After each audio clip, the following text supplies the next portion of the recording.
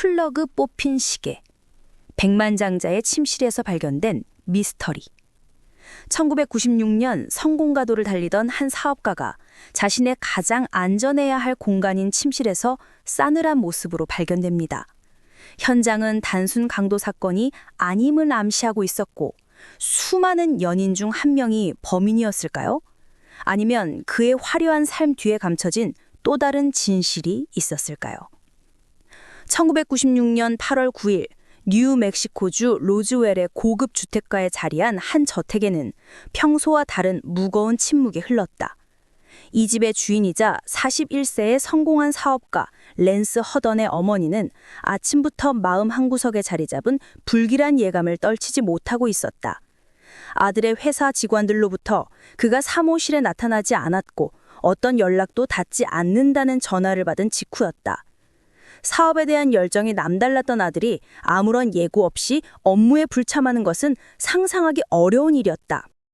결국 그녀는 직접 아들의 집을 찾기로 결심했다. 익숙한 길을 달려 도착한 저택은 너무나도 평온해 보였다. 잘 가꾸어진 정원과 웅장한 외관은 이 집에서 벌어질 비극과는 전혀 어울리지 않는 모습이었다. 그녀는 초인종을 눌렀지만 안에서는 아무런 대답도 들려오지 않았다. 몇 번의 시도 끝에 불안감은 극에 달했고 그녀는 혹시나 하는 마음에 현관문 손잡이를 돌려보았다. 문은 잠겨 있지 않았다. 집 안으로 들어선 순간 그녀를 맞이한 것은 서늘한 공기와 모든 소리가 흡수된 듯한 정적이었다. 1층 사무실 공간은 잘 정돈되어 있었지만 인기척은 전혀 느껴지지 않았다. 그녀는 떨리는 목소리로 아들의 이름을 불렀지만 대답은 없었다. 한 걸음 한 걸음 심장이 내려앉는 듯한 기분으로 2층 침실로 향하는 계단을 올랐다. 그리고 마침내 침실 문을 열었을 때 그녀는 평생 잊을 수 없는 광경과 마주해야 했다. 아들 랜스 허던이 자신의 침대 위에 누워 있었다. 하지만 평온한 잠에 든 모습이 아니었다.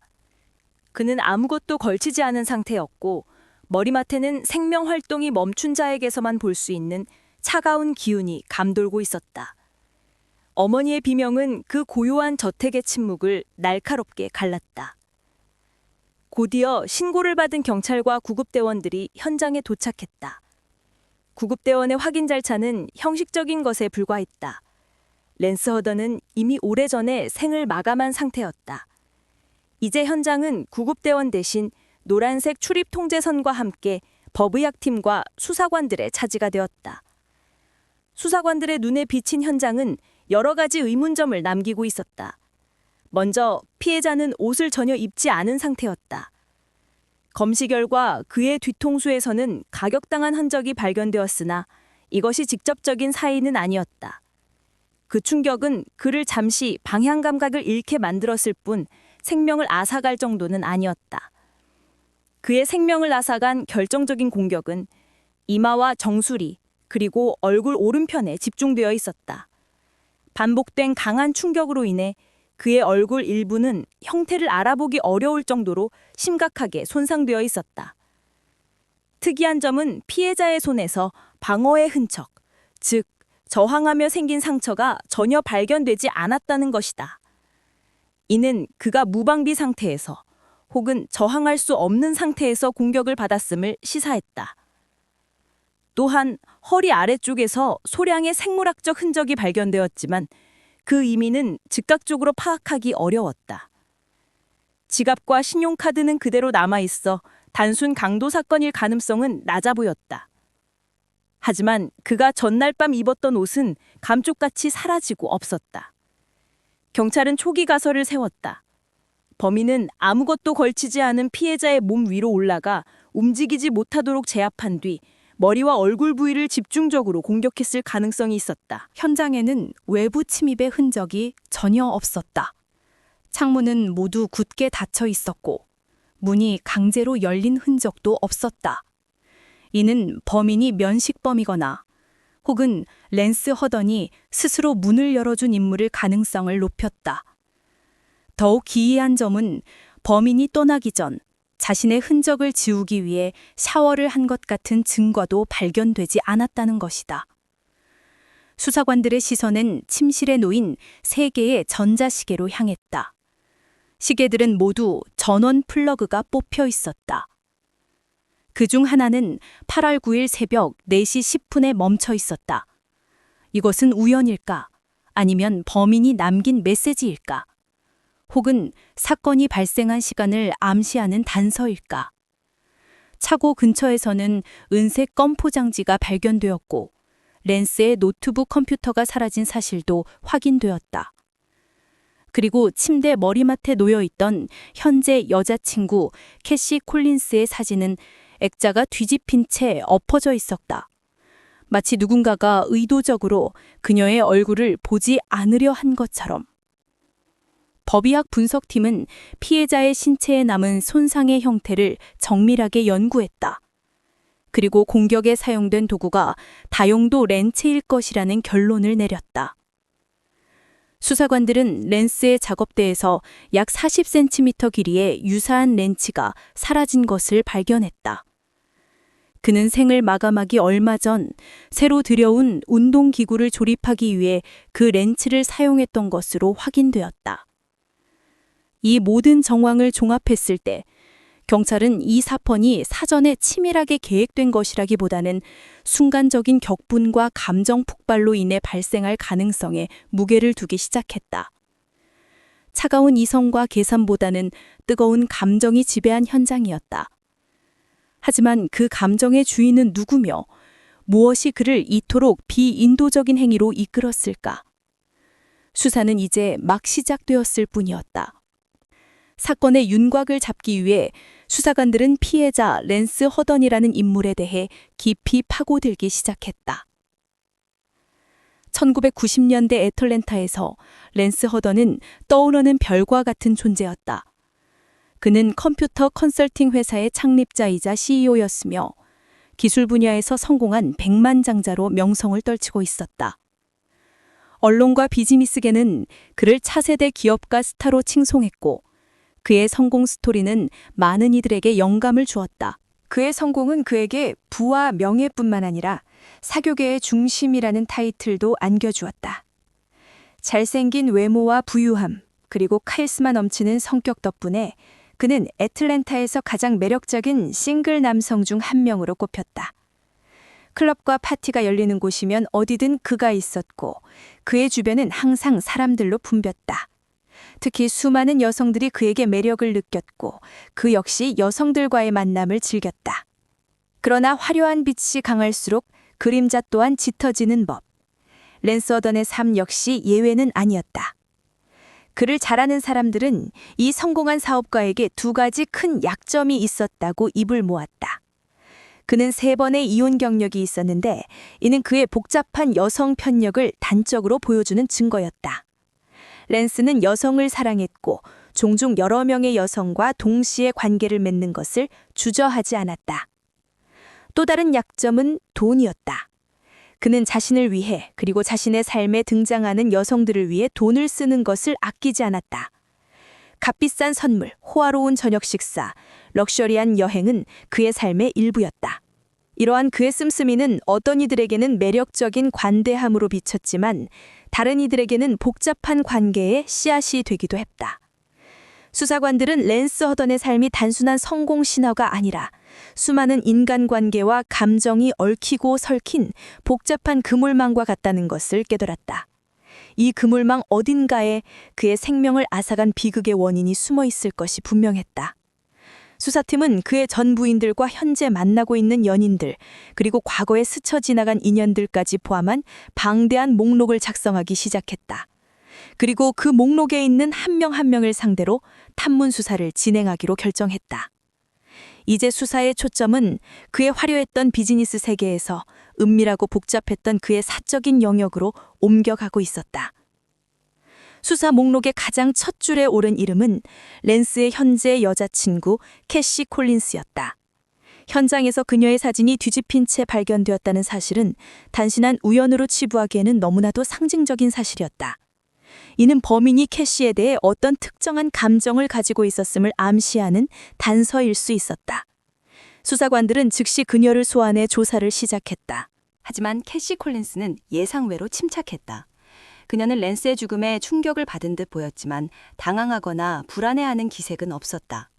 그녀는 사건 발생 추정 시각에 자신은 다른 남자친구와 함께 있었다며 완벽한 알리바이를 제시했다. 경찰의 확인 결과 그녀의 진술은 모두 사실로 밝혀졌다. 그녀와 랜스의 관계는 최근 소원해졌으며 그녀 역시 다른 관계를 시작했다는 것이 주변인들의 증언과도 일치했다. 결국 캐시는 가장 유력한 용의선상에서 가장 먼저 제외되었다. 다음으로 수사관들이 주목한 인물은 랜스의 전 부인 중 한 명인 지닌 프라이스였다. 두 사람은 최근에 이혼 절차를 마친 상태였고 그 과정이 순탄치만은 않았을 가능성이 있었다. 특히 랜스가 가입한 100만 달러 상당의 생명보험의 수혜자가 지닌이라는 사실이 밝혀지면서 그녀에 대한 의심은 증폭되었다. 거액의 보험금은 충분한 동기가 될 수 있었다. 그러나 지닌 역시 캐시와 마찬가지로 사건 추정 시각에 다른 곳에 있었다는 확실한 물적 증거를 제시했다. 그녀 또한 용의선상에서 제외될 수밖에 없었다. 수사는 다시 원점으로 돌아온 듯했다. 수사관들은 사건 발생 시간을 좀 더 정확하게 특정하기 위해 노력했다. 하지만 현장의 에어컨이 계속 작동하고 있었기 때문에 시신의 상태만으로는 정확한 사망 시각을 추정하는 데 어려움이 있었다. 법의학자는 시신이 발견된 오전 10시를 기준으로 약 6시간에서 8시간 전에 사망했을 것이라고 잠정적으로 추정할 뿐이었다. 그때 새로운 단서가 나타났다. 랜스와 데이트를 한 적이 있으며 현재는 그의 집에서 시간제 근무를 하던 탈라나 캐러웨이라는 여성이 경찰 조사에 응했다. 그녀의 증언은 사건의 타임라인을 구성하는 데 결정적인 역할을 했다. 탈라나는 사건 전일인 8월 8일 밤 10시 30분에 랜스의 집 1층에 있는 사무실에서 퇴근했다고 진술했다. 그리고 집에 도착한 후에도 자정까지 랜스와 전화 통화를 했다고 덧붙였다. 이 증언으로 인해 랜스의 마지막 생존 확인 시각은 8월 8일 자정으로 특정되었다. 그리고 침실에서 발견된 새벽 4시 10분에 멈췄던 시계. 수사관들은 이 두 시점 사이, 즉 자정부터 새벽 4시 10분 사이에 약 4시간 동안 비극이 발생했을 것이라고 추정했다. 탈라나와의 면담은 또 다른 중요한 인물을 수면 위로 떠올리게 했다. 대화 도중 그녀는 랜스의 또 다른 옛 연인 중 한 명인 디온 바오라는 이름을 조심스럽게 언급했다.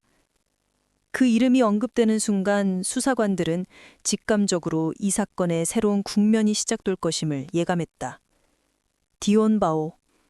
그녀는 27세의 작고 세련된 여성이었으며 부드러운 목소리를 가진 매력적인 인물이었다. 조지아 주립대학교에서 금융학을 전공하며 동시에 한 운송회사에서 비서로 일하는 평범하면서도 성실한 삶을 사는 듯 보였다. 하지만 그녀의 사생활은 조금 복잡했다. 그녀는 이미 결혼한 상태였다. 그녀의 남편 션 넬슨은 에어 자메이카 소속의 파일럿이었고 그들의 어린 딸과 함께 자메이카에 거주하고 있었다. 디오는 학업을 마치기 위해 애틀랜타에 홀로 남아있는 상황이었다. 랜스와 디온의 만남은 1996년 4월 랜스의 41번째 생일 파티에서 이루어졌다. 화려하고 사치스러운 것을 좋아하는 디온의 성향과 그것을 기꺼이 제공해 줄 수 있는 랜스의 능력은 자석처럼 서로를 끌어당겼다. 두 사람은 빠르게 불꽃 같은 관계로 발전했다. 랜스는 디온에게 수많은 고가의 선물을 안겨주었고 그 중에는 새로운 메르세데스 자동차도 포함되어 있었다. 그러나 그들의 열정적인 관계는 오래가지 못했다. 랜스의 한 지인은 수사관에게 랜스가 디온과의 관계를 끝내고 싶어 했다고 증언했다. 디온은 관계를 계속 이어나가고 싶어 했지만 랜스는 점차 부담을 느끼기 시작했다는 것이다. 그들의 관계에 균열이 생겼음을 보여주는 결정적인 사건이 있었다. 랜스에게 비극이 닥치기 약 한 달 전인 7월 10일, 랜스는 경찰에 신고 전화를 해야만 했다. 디온이 자신의 집으로 찾아와 문을 거세게 두드렸기 때문이었다. 당시 랜스는 집안의 다른 여성과 함께 있었고 이를 목격한 디온이 격분한 것이었다. 디온은 경찰이 출동한 후에야 자리를 떴지만 다음 날 이른 아침에 다시 랜스의 집을 찾아왔다. 결국 그녀는 무단 주거침입 혐의로 경찰에 체포되었다. 이 사건 이후에도 두 사람은 만남을 이어갔지만 랜스는 디온에게서 벗어나려는 마음을 버리지 못했다. 그럼에도 불구하고 그는 디온에게 계속해서 경제적인 지원을 해주었다. 복잡하고 모순적인 관계의 끈이 위태롭게 이어지고 있었던 것이다. 더욱 아이러니한 사실은 랜스의 시신이 발견된 바로 그날, 디온은 지난번에 주거침입 혐의로 법정에 출두할 예정이었다는 점이다. 랜스는 그녀에게 자신이 법정에 함께 출석하여 혐의를 기각해달라고 요청하겠다고 약속한 상태였다. 랜스 허던의 생명을 앗아간 사건과 관련하여 이처럼 복잡하고 격정적인 관계를 맺고 있던 디온 파우. 수사관들은 이제 모든 수사력을 그녀에게 집중하기 시작했다. 그녀는 단순히 랜스의 많은 연인 중 한 명이 아니었다. 그녀는 강력한 동기와 기회를 모두 가지고 있는 유력한 용의자였다. 수사팀은 신속하게 디온의 집으로 향했다. 문을 두드렸지만 안에서는 아무런 응답이 없었다. 한참을 기다리다 이웃과 잠시 대화를 나눈 후 막 자리를 뜨려던 찰나 그 이웃으로부터 다급한 전화가 걸려왔다. 경찰이 떠나자마자 디온이 집에 돌아왔으며 경찰이 자신에게 무엇을 물었는지 궁금해했다는 내용이었다. 이웃의 증언에 따르면 디온은 문 두드리는 소리를 듣지 못한 이유에 대해 방금 샤워를 해서 라고 설명했다고 한다. 하지만 당시 그녀는 완벽한 오피스룩 차림이었고 머리카락은 보송보송해며 얼굴에는 화장이 그대로 남아있었다. 사소하지만 명백한 거짓말이었다. 이웃과 대화를 마친 디온은 곧바로 차를 몰고 어딘론가 사라졌다. 보고를 받은 수사관들은 다시 디온의 집으로 돌아가 그녀를 기다렸다. 약 20분 후 디온이 돌아왔다. 수사관들이 그녀에게 랜스 허던이 사망했다는 소식을 전하자 그녀는 마치 하늘이 무너지는 듯한 모습을 보이며 극도의 혼란에 빠진 것처럼 행동했다. 하지만 수사관들의 예리한 눈은 한 가지 이상한 점을 포착했다. 그렇게 격렬한 감정 표현 속에서도 그녀의 눈에서는 눈물 한 방울 흐리지 않았다. 조사가 시작되자 디온은 자신과 랜스가 미치도록 사랑하는 사이였다고 주장했다. 그녀는 남편 션 넬슨에게 랜스를 그저 조언자라고 소개했다고 인정했다. 하지만 랜스가 선물한 고가의 자동차 때문에 남편이 결국 두 사람의 관계를 알게 되었다고도 털어놓았다.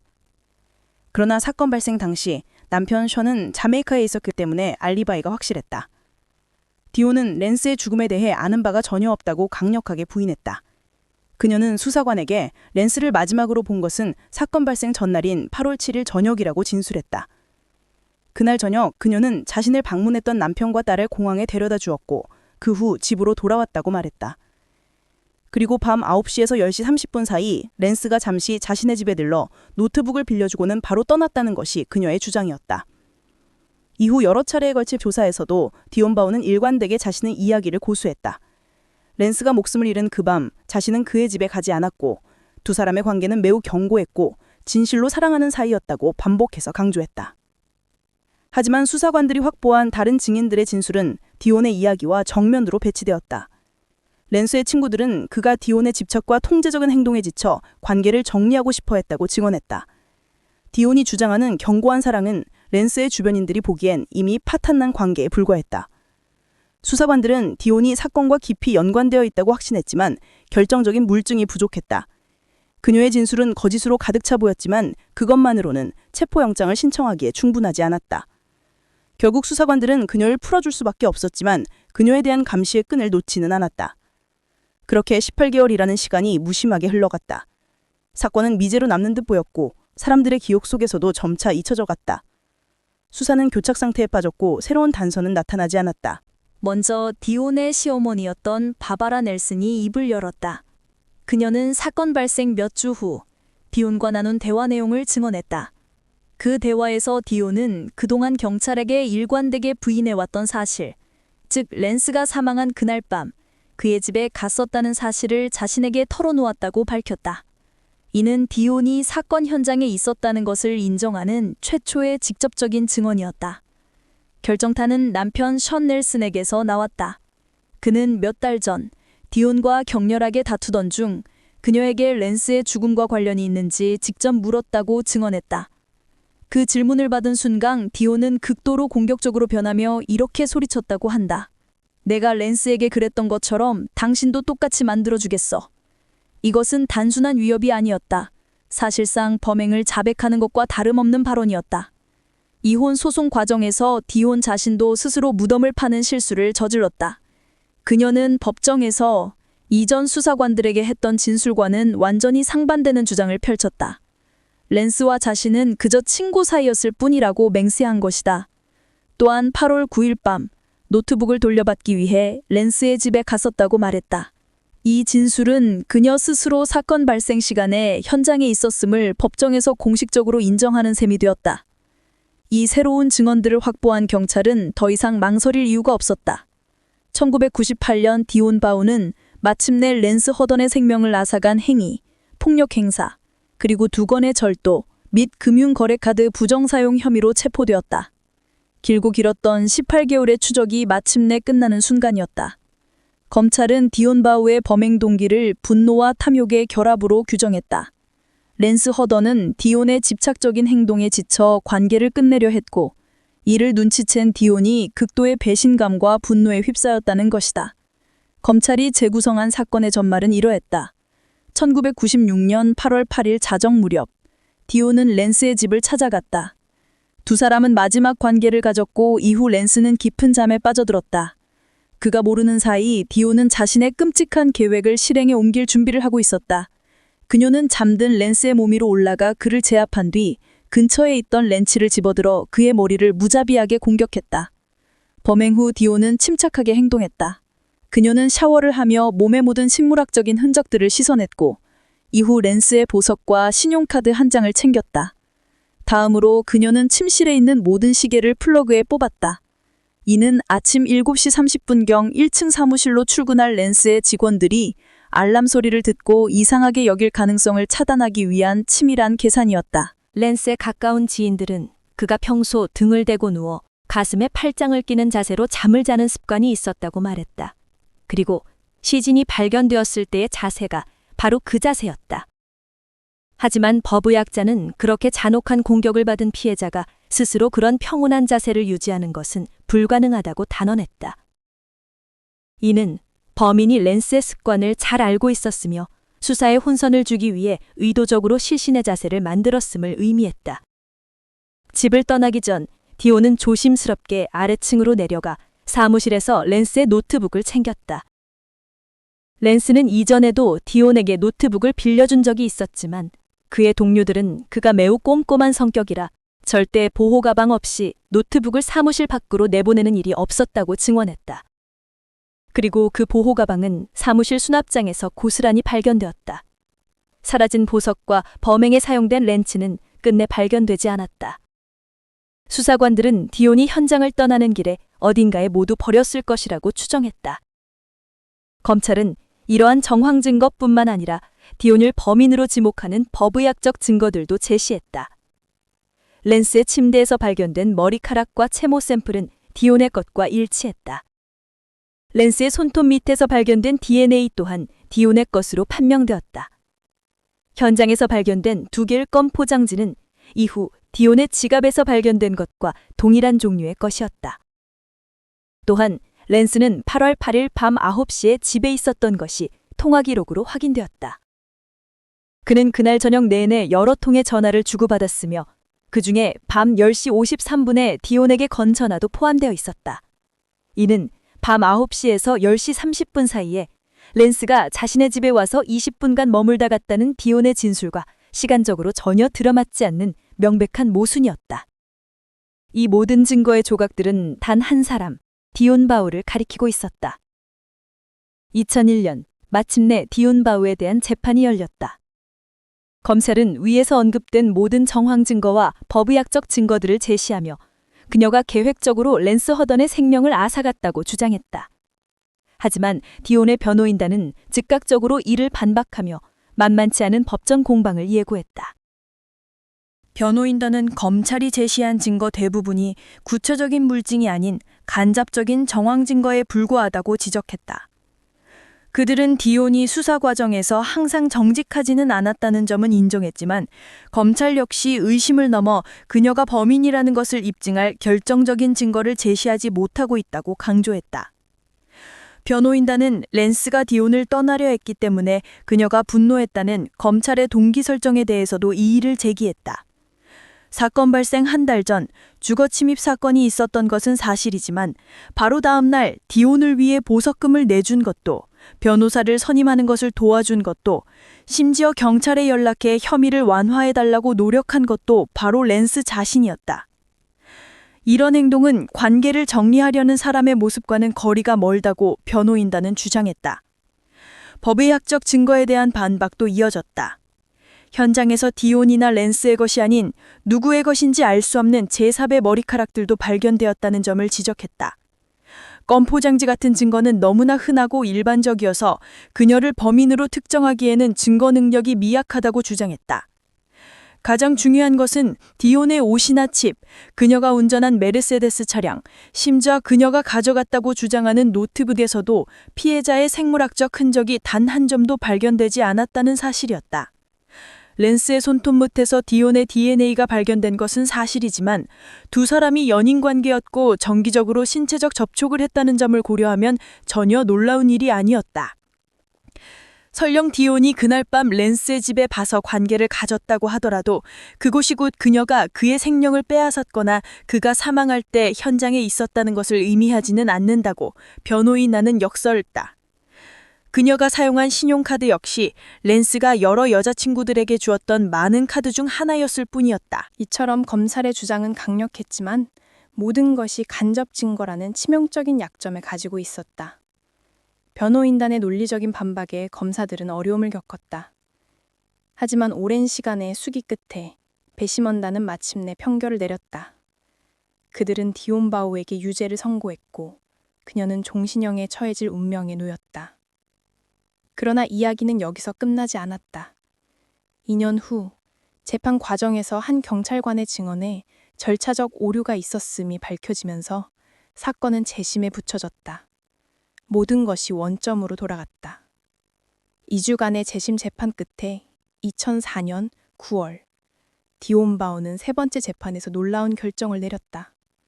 그녀는 살인 혐의 대신 한 단계 낮은 비고의적 살인 혐의를 인정하는 유죄 협상을 받아들였다.